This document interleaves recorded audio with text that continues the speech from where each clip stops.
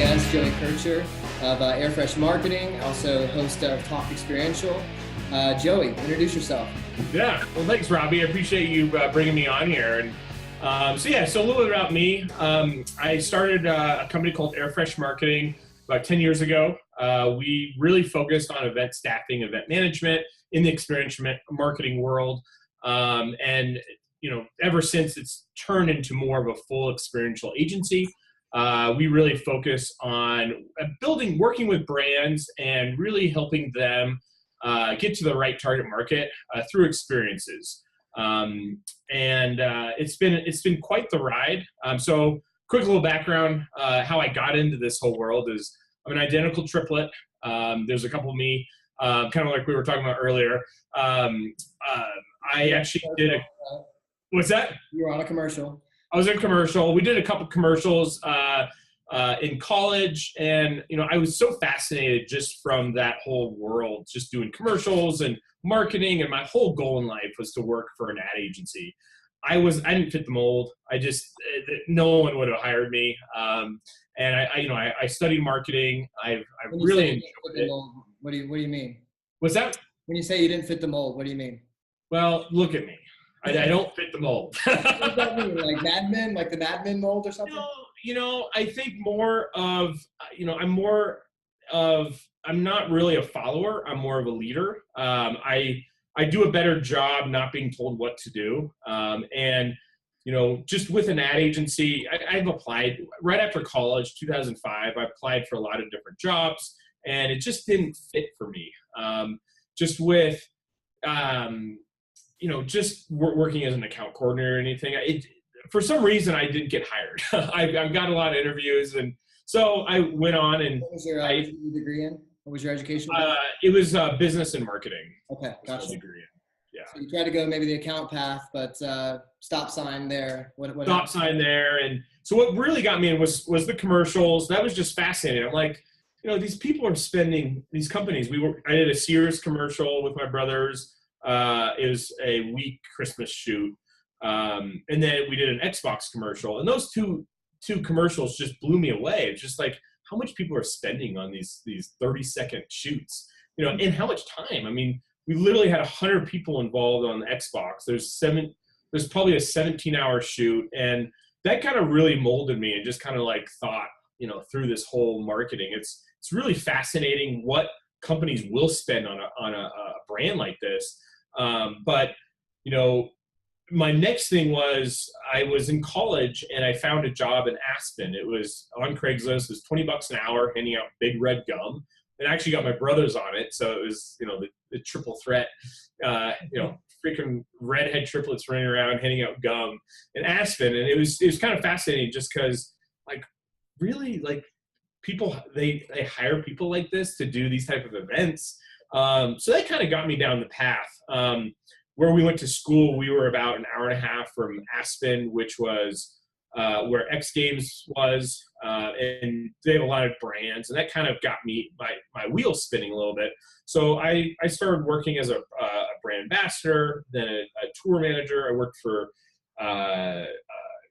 Power Bar for the Do Tour. So the cool thing is I'm literally doing something I enjoy. I'm being part of a winter sport. I love skiing, and they're trying to promote to a certain brand. And just learning through that whole concept on how fascinating to actually create an experience. Because, there's that traditional marketing of, put a commercial on, and how do you get in front of those? How do they actually engage with them? But just engaging with a human element really got my wheels turning. And anything I touch, I'm an entrepreneur at heart. So that led up to 2008. Did that for many years. I was in the corporate world, which was great experiences. Nothing that I would ever do again.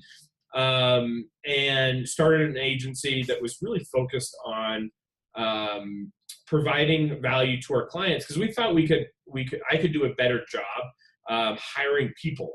We use staffing agencies to help run some of our projects, and knowing just the communication and the moving parts, I really felt like we could do a better job. So we started then it was 5280 agency. I had a partner. What were the biggest areas you thought you could improve on? I mean, what was kind of the glaring opportunity? Yeah, it was probably more just communication and just being a trustworthy company. You know, if you're going to say you're going to do something, you do it. Me being a brand ambassador, understanding just from a ground level, I learned just from, paying someone on time, telling them what to do on site. And I kind of just molded our company around that just to really, one, understand who we're hiring. So back then we were really more of an execution agency. We worked with agencies and brands, whether we staffed an Adidas event. Adidas was a bigger client back then, where we staffed, 20 people in Seattle for an event, or DC, and then we just started growing from there. Now, I'll be completely upfront and honest. Staffing is very difficult. Having a product as humans is a hard thing to sell.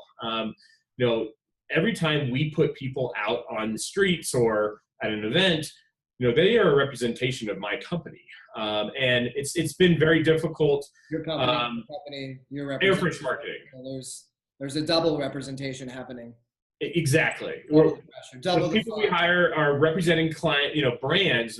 They're literally an extension of the brand, but then also they're representing Airfresh Marketing. So as we're growing, I've realized how hard it is to retain clients and having loyal folks working with you. So this year we've also suddenly switched to more of a full experiential agency. Just from my experience and bringing the right people on board, we now can offer strategy and execution. And honestly, that's where my excitement is. We were becoming more complacent. We were more an order taker, and it just didn't really fit in the mold of experiential marketing. Are you working with corporate marketers or ad agencies or both? Yeah, so we've been working with mostly agencies and then brands. So we've done a really good job on promoting ourselves to the brand world. For instance, we get a lot of inquiries in, a company that lands $100-200 million into their company. They're like freaking out, like, all right, what do we need to do? We need boots on the ground. We need to just get people everywhere. Well, you can't just do that. You got to actually have some type of strategy behind it. And that's where we come in play. When we work with someone, we want to make sure we come up with the best game plan to make sure they're successful. The last thing I want to do is actually throw something just to make money off them. And I'd rather turn down business than do that. So right now, we've literally are working on a few bigger projects right now that are a full experiential program where a brand can actually get into their target market and actually utilize that experiential piece where you turn an experience for that person, but also turn it into a digital piece, because there's always a beginning of an event, during an event, and after. And, if you're just going to be focusing on an event where, that's been the old school way of going, you really need to make sure you're utilizing, one, it's an expensive, experiential marketing isn't cheap. As Robby, from our conversations, but, really working with brands that actually understand who their target market is and how can we create an experience. It's really creating that, figuring out that DNA of that brand and making it come alive. It's a story, that comes alive onto an experience level. Gotcha. Awesome.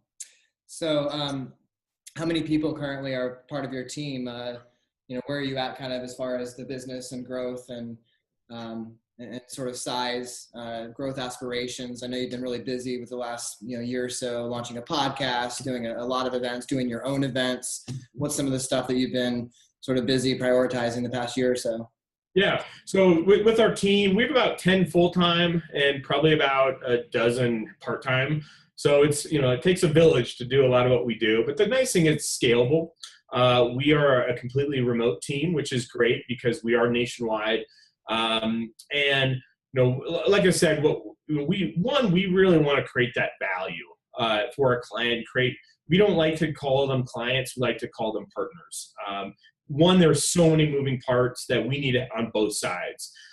So, as we're growing and as we're moving, we're really trying to work with clients that understand that, you need to put money into this if you want to make it successful. But also just providing that value at the end of the day. The last thing I want to do is provide a service that I can't track, and they come to us at the end of the day like, what did you do? And a lot of that with staffing can be like that. So we're really trying to work with brands that understand that concept, that actually want to get that value out of it, and really tying.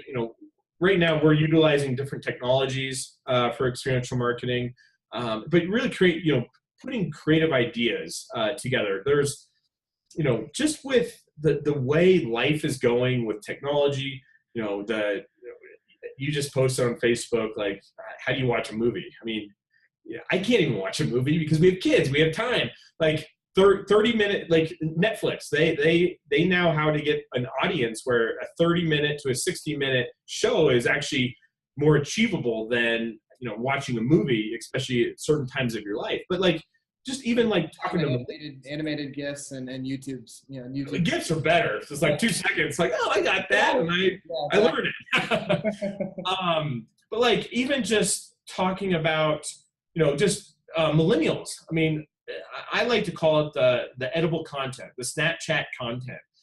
How can you get in front of someone and provide a way of you to remember that brand within 10 seconds. It's very difficult. And those are the things that my team that can help strategize with clients to actually get in front of folks and utilizing different technologies, different platforms to actually get in front of their target market. So that's. Talk to me about the, kind of the ideation, brainstorming aspect of developing an experiential strategy, or thinking about, hey, here's an experience that would really, take this this brand to the next level, or be an amazing product launch, or whatever it might be. What does that brainstorming strategic process, look like? Yeah, no, that's a good question, and that's something. There's no just, I wish there was just some type of roadmap to actually get to that point, and there isn't. It's really it's case by case and it's brand by brand. I think the biggest thing is, one, we want to know and understand who we're working with, but also we want our client to understand who they are. What is their DNA? What are their foundations of how they're perceived? And we really do almost branding and positioning as a part of this larger experiential strategy, or are you trying to utilize maybe, okay, what is your brand essence? Like to sort of talk to those things. How much it sounds like that brand is an integral part of the overall experience. Yeah, it's a little of both. It's, you really need to understand who that brand is and actually really be able to take that to a new level. I think it's how we like to go into our calls is, one, what is your goals? What do you want to accomplish? And I think that's the exciting part of what we can do, is really taking a brand and really figuring out concepts that we can actually create, whether it's an event, really getting that brand and DNA inside in a live event.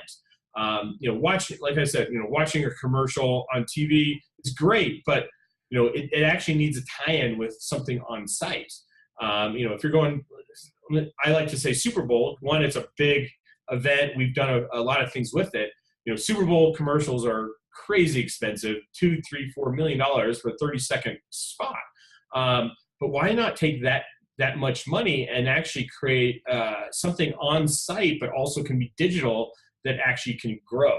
But yeah, I think the first thing is, one, get to know who you are, who your brand is, and then two, how can we make it and make it attainable for someone that can grab onto, have some type of call to action that they will actually do and continue to follow, or hopefully buy your product down the road. Gotcha. I'm curious, what's a favorite experience that you've been a part of or created, been a catalyst for? And then what's a favorite experience that maybe has, I don't know, been stuck in the head, or was an idea, but you never actually got to see it through? Oh man, we do a lot over the years. I mean, it's from anything from, getting a barber where they can do Adidas logo in the head for people, and people like to get that, which is crazy. You know, one of my favorite ones when I was, it wasn't through my company, but it was with Nestle Hot Cocoa.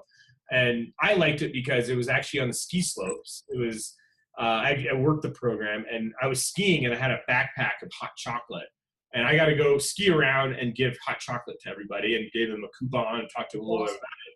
I mean, it's just one for me, just as a brand ambassador, who wouldn't want to do that? But two, I think, who doesn't want hot chocolate on a cold day on the mountains? I think anything from another one that remembers, we worked with Lyft at Comic-Con, and we had, it was in San Diego in 2014 in July, and we had about 35 brand ambassadors dressed up like zombies, walking around just with a Lyft shirt that was bloody and just walking around. And it was more kind of a brand awareness type of event. And, figuring out something that is not only that evokes emotion, but also how can you get, social media involved? I mean, we had thousands of people post for that. The list goes on and on with what we can do and what we have done. I think that you've wanted to do, but you haven't had the opportunity. What we have. What's something that you've wanted to do or an experience you've wanted to create, but you haven't been able to do it? You haven't had the yet come along, or the idea was too expensive. I guess I could think of, some type of an experience would be, I like technology, and I love how you can tie it into experiential marketing, whether it's beacon technology, VR, AR.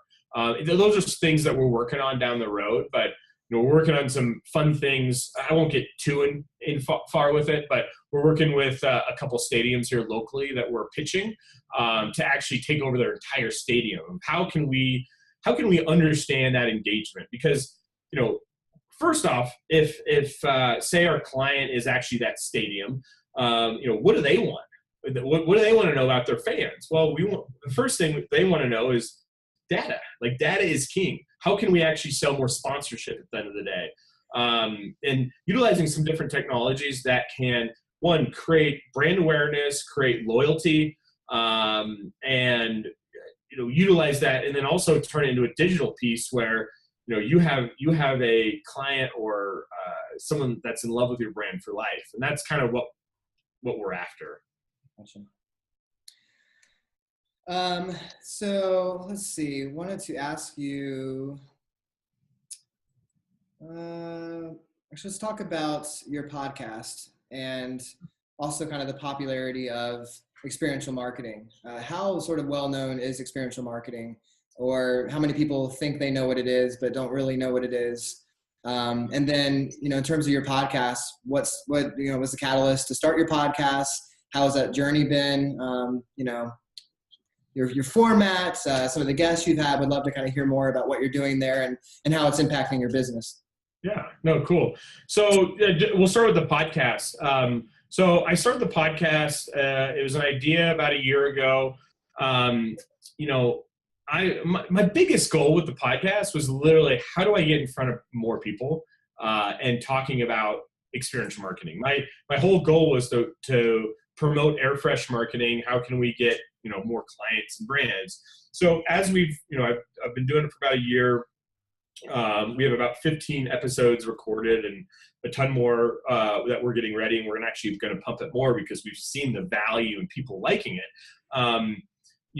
No one's doing talking about experiential marketing, and I think it's fascinating because people see it as a buzzword. It's a sexy word that, like, I want to jump on that train. Everyone's doing it. All these brands are doing it, but they don't know what they're doing. Real life, right? It's also what's that?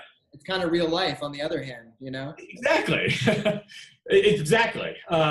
So I think the cool thing about experiential marketing, one, I've learned so much just bringing on guests. The first 10 episodes is people I know in the world. We actually need to get you on one, Robby, soon. But the cool thing is just the learning I've learned from it. Just from everything that we've been discussing. And it's a lot of the things that I've learned on the podcast, but also people want to know about it. Like I said, there's so many brands out there that I literally continue to get emails every day. I had a major retail clothing chain come to me and say, hey, we just want people to come and we have a store opening in California. We want people to go hand out roses with a card on it. We want them just out in the streets, just handing out, and they won't bring them back to the store. I'm like, I'm going to waste your money if we do that. Like, where's the call to action? How are we going to move them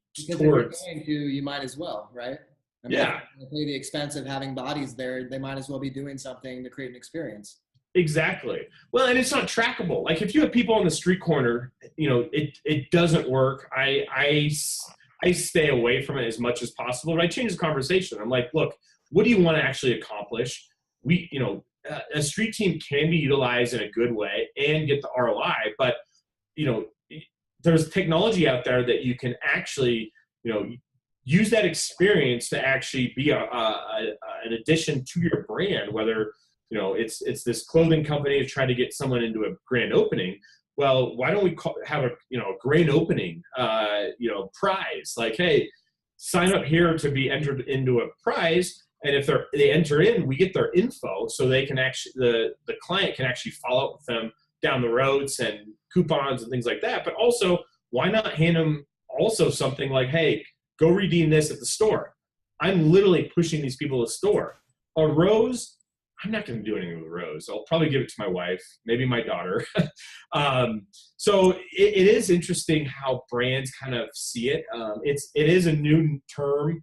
And, I think that's the cool thing about Target Experiential. It's really trying to educate people out there what it is, why we do it. So the guests that we have on there are, anyone that's in the industry that is doing really cool stuff, from technology to agencies, brands. I have another guy that just sold his company to Pepsi. How did that whole process work?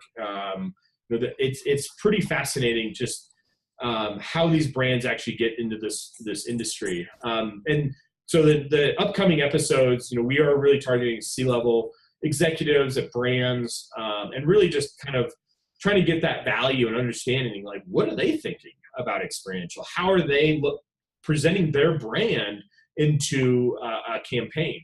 And the neat thing too is experiential is now a new, there's traditional marketing, there's digital marketing, but there's also now at brands experiential.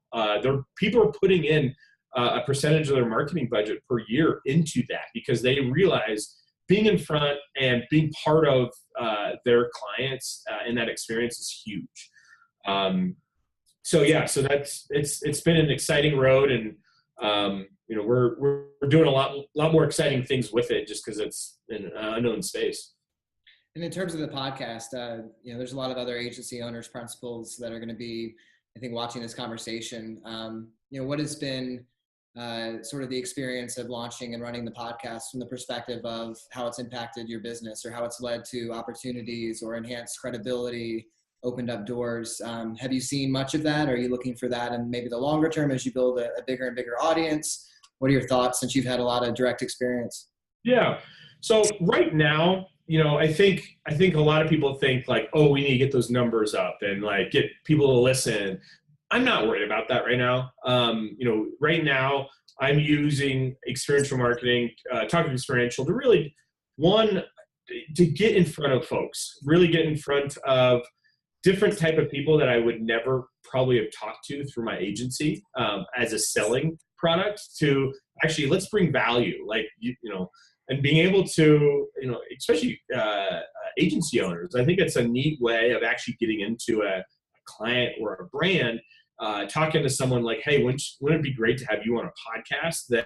Then, hey, I sell X and I'm boring, blah, blah, blah. And great way to make a connection and build a relationship with somebody in your space. Exactly. And, that's the neat thing about experiential. It's building those relationships. It's, you don't need to be selling on the first call. You don't even need to be selling the 10th call.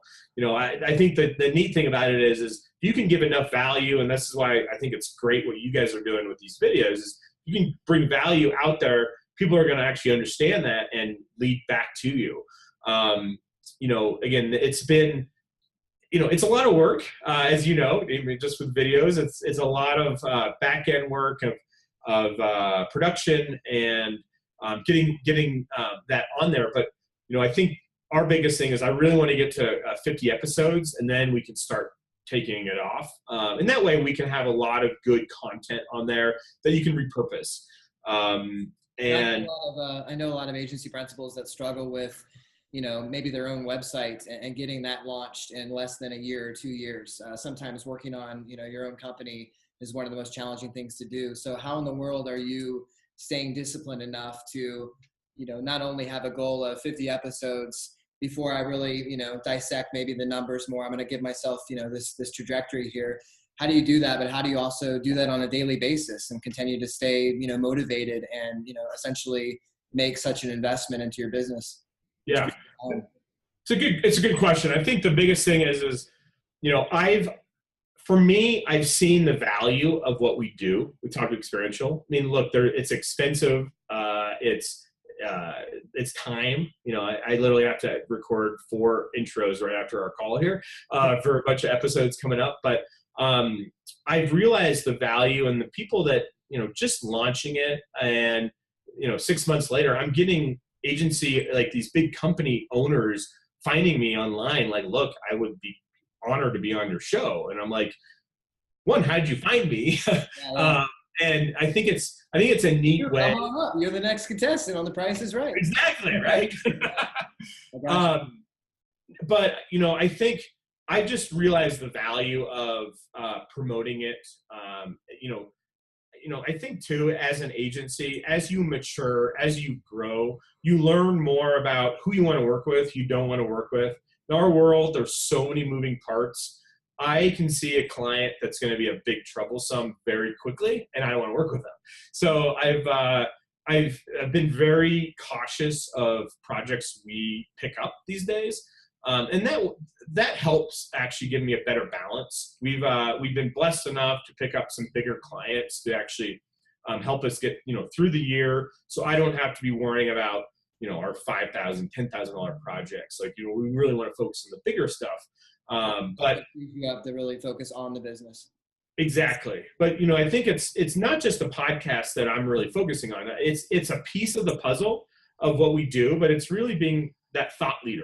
At the end of the day, is really making sure that you can provide that value. People see that. I mean, just through YEC and the Founders Org, being able to provide content out there, and really being that thought leader, has really helped. And the podcast is just another element of that. But yeah, I just see it almost as a bigger sales generator than just me going out there and knocking down doors. Yeah, love it. Let's talk a little bit about, since we're talking about, you mentioned the Founders Organization and thought leadership and YEC. And I know you obviously personally, and know you have a little bit of a personal brand around you. How has your personal brand, and also kind of putting yourself out there in terms of the podcast and going on trips and networking and really being a part of entrepreneurship groups, how has doing that as an agency principal, as an agency owner, impacted your business? How has your personal brand impacted your business? Or has it been a waste of time at times? I'm curious, because I've had my own experiences, some positive. I'm like, wow, that was a great investment. Sometimes I'm like, yeah, I think that was more just to have fun. But what are your thoughts on that? Well, a lot of it is San Francisco and all our trips. Right. Here we are, we're shooting an episode featuring your agency. I mean, we have a friendship, and had a good time in San Francisco, but it doesn't mean we're not working together. So Exactly. No, it's a good question. I think there's two sides of it. My wife would think it's a waste of time because it's away from family and it's gone, and I haven't done it in years. I haven't gone on these trips and actually meeting people, but just this past year, I even had this conversation with Devin the other day. I'm like, look, these trips, look at what has happened because of these trips, the relationships we've built. I think the biggest thing is as I've grown this business, it's not just Air Fresh Marketing. It's just not Talk Experiential. It's Joey Kercher. It's that brand. Like people, I don't think I would be part of these brands if it wasn't for me. Not to put me on a pedestal. It's just it. Really, it's those relationships that you build, and I've realized, people want to work with trustworthy, honest people, and if you can actually shake hands and meet with them and hang out with them, you can create a bigger value down the road. And I think that's the biggest thing. I've also started Talk Experiential events that we're hosting in different cities in each month, and realizing that experiential marketing is being out there, talking to people, building that engagement with someone, and shaking someone's hand is huge. I'd rather work with you, Robby. If I didn't know you and we met once at a trade show, I'd probably rather, you shake my hand in a good way and you seem like an honest person than just some random person. Like, okay, I met you, hey, just kind of that experience. So I'm a huge believer in the person-to-person interactions, being on site, hanging out. Obviously, it gets tougher as you get older with kids and families and things like that. But as much as you can do it, I recommend it. And our biggest thing is any big projects that we do, we're going to go meet the client. We literally tell them, like, hey, we would like to meet you in person. We're about to go to New York for a big pitch. And it just builds a little bit more around it, because, really at the end of the day, no matter how good you are or what people want to work with people they like and they trust. And it really starts with that relationship in person. Yeah, couldn't agree more. So I guess a couple questions, kind of related to that. When you think about sort of the personal branding side and personal selling and those, interactions and experiences and the things that you're, you being sort of part of your brand as well. What do you think about sort of how that impacts your exit strategy, or how that impacts, the company sort of without you, or without maybe you as the host of your podcast? What are your thoughts on that? I mean, I'm always thinking about that from the perspective of my brand and my personal brand. And I definitely want to feed the company, but then how reliant is the company getting on me, and what does that look like for you? Yeah. Well, I think that's, we've had these conversations too, back in the past, but just kind of, one, figuring out how to scale. I mean, to scale is really taking a step back.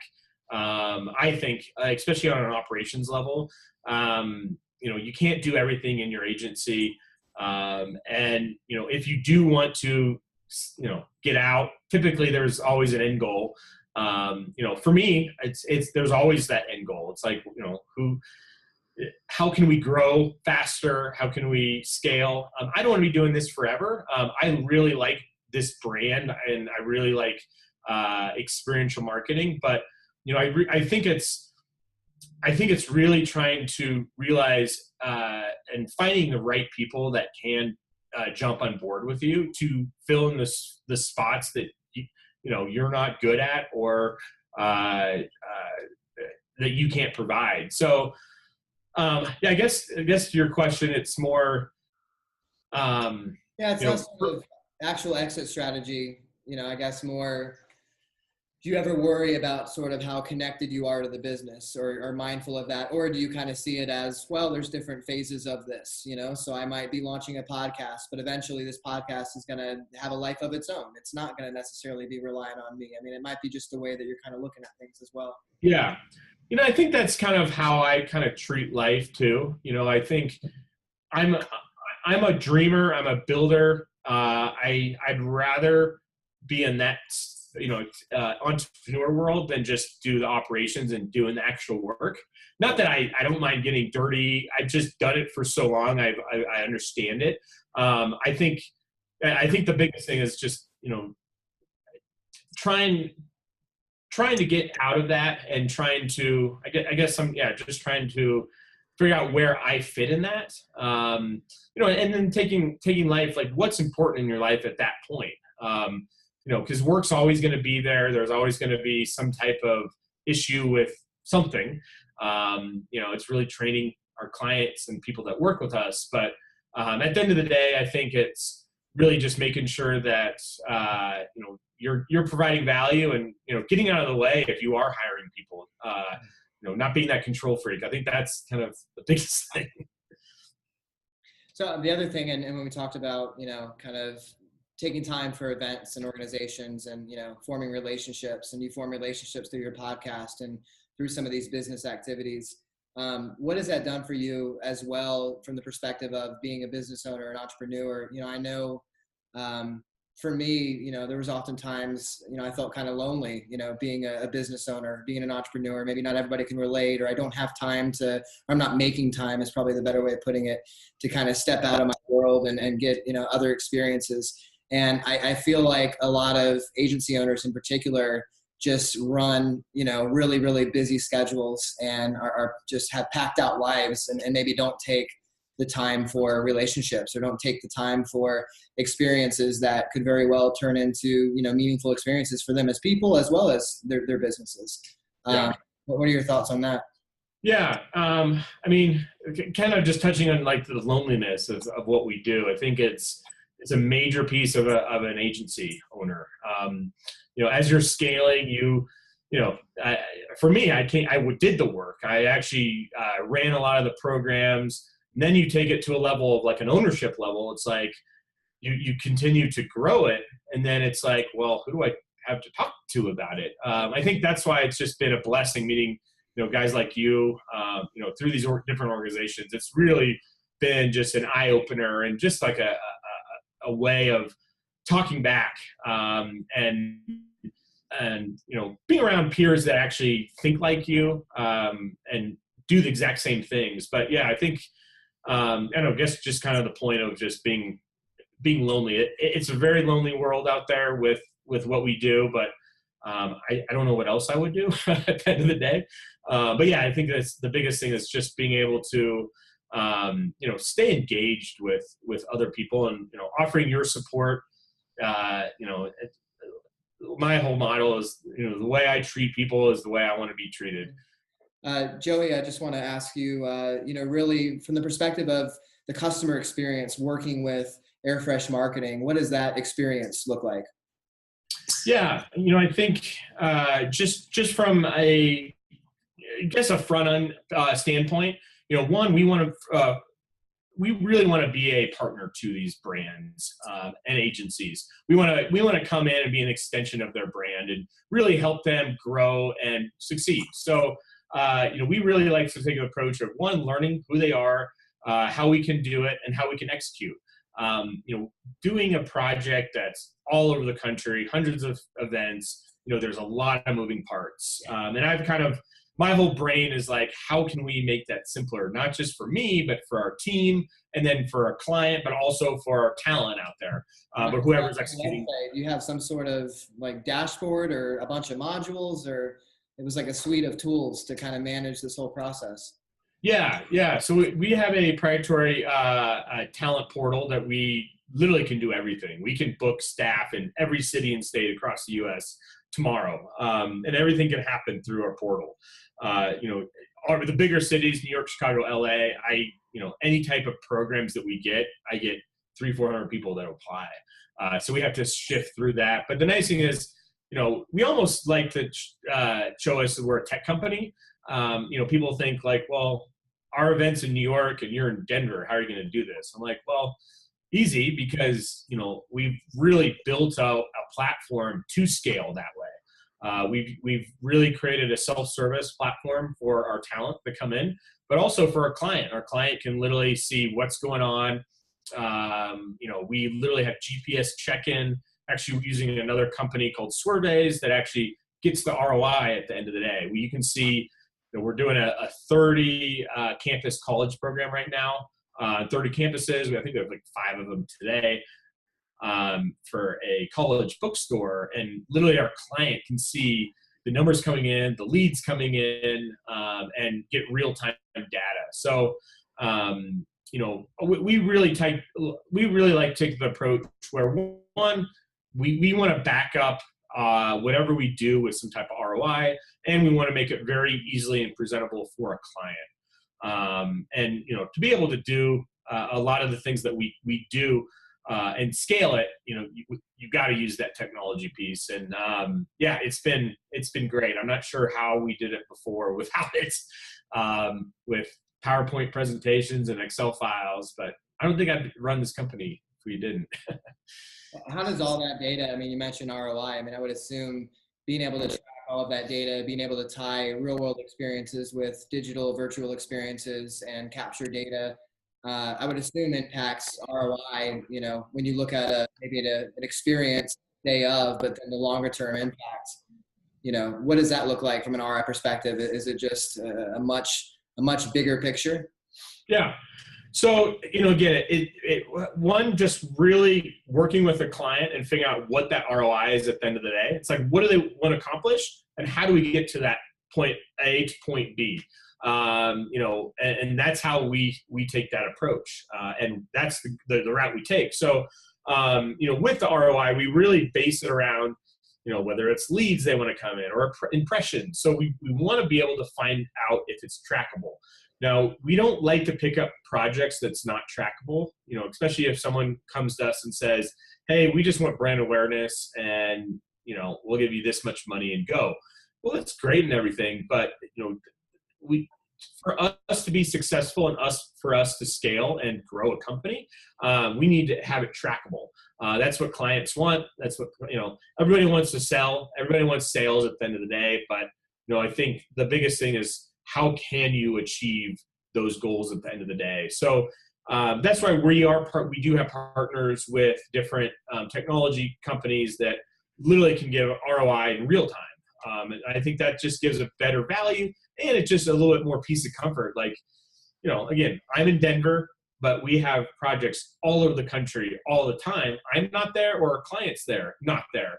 So it's really trying to make sure that our client's comfortable trusting us to actually execute a project, but finding a way that they feel just as comfortable as me putting someone out on at an event and tracking that. And that makes sense. So a couple more questions as we wrap up. First of all, I'm kind of curious. I mean, what's your dream client? What is your dream engagement? What does that look like? Is it, I don't know, have you done an experience at the Olympics, or, what is your kind of trophy experience? I think the biggest thing is it's something that is a brand that I believe in, that is on a bigger scale. That, I think Olympics is great, but it's still one event.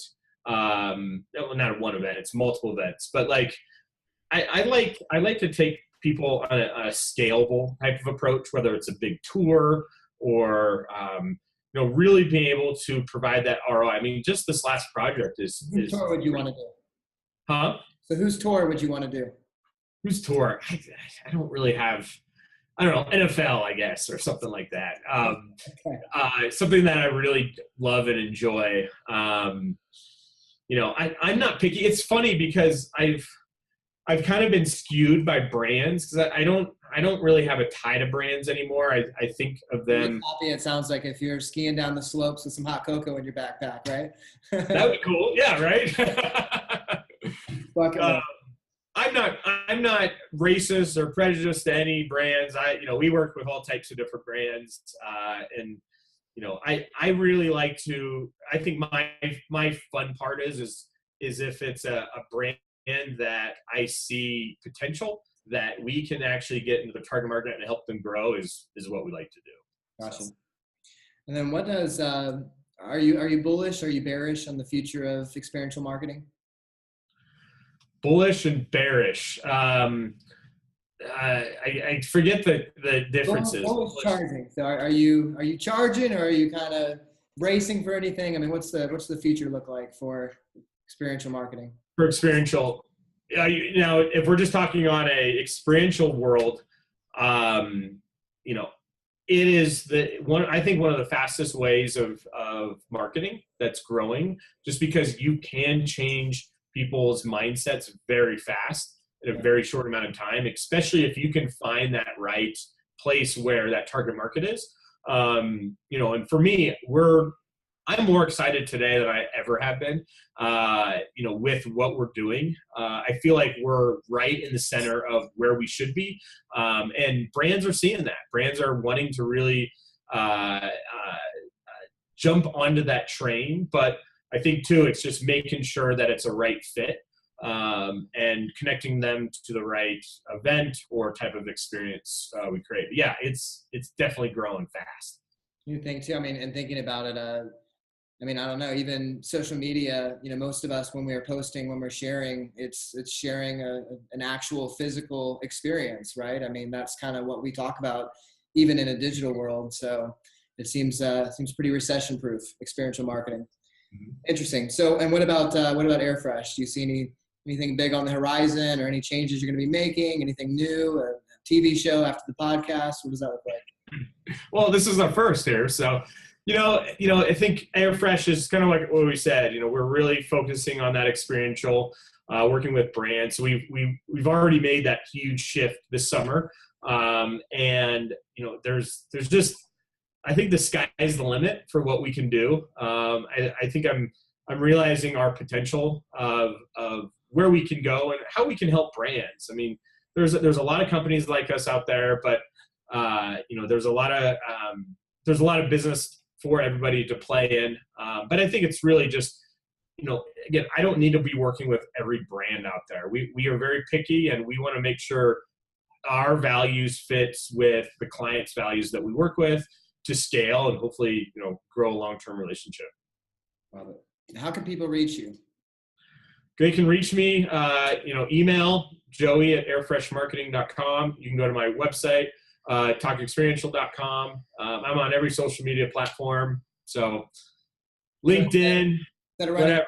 So we'll just have all the URLs. Just line them up here. Yeah, that's awesome. But Joey, I appreciate your time today.